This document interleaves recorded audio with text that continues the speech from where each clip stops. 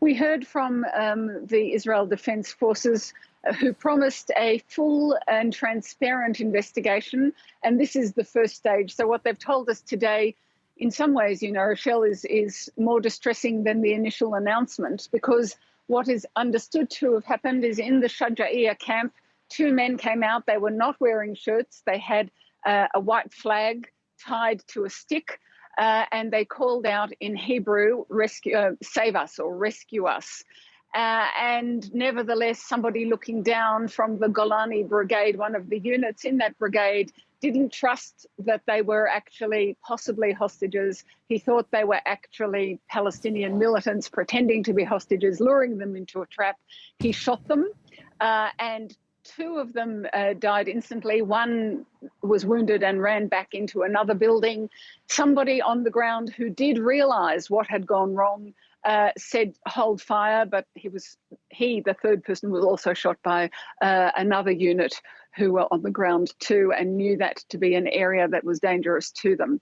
So all of that altogether, that detail, that heartbreaking detail actually, that they had called out in Hebrew that they were waving a white flag, has made the relatives of the hostages who are remaining in custody even more anguished at the thought that you could survive 70 days as captives, as these three did, and nevertheless lose your life in this fashion, killed in that awful phrase by friendly fire.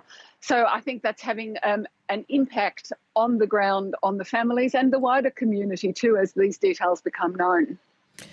Well, as you talk about the impact, Irris, we know that there were a protest in Tel Aviv with the families asking the government to do more to bring the hostages home.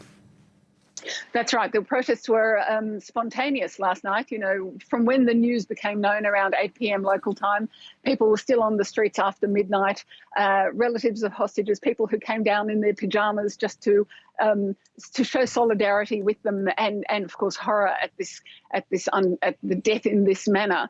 And what we have seen today is an announcement that the head of the Mossad, who was one of the chief negotiators from Israel's part, is meeting in Europe with the head of the Qatari government, and that's to get these talks back on the road. We're expecting to hear from Israel's Prime Minister later tonight about that. There was a lot of anger from the hostages' families earlier, because there was an announcement this week that the head of the Mossad had been prepared to go to meet the Qataris and the Egyptians, actually, the chief negotiators, and that Israel's Prime Minister Benjamin Netanyahu had pulled them back.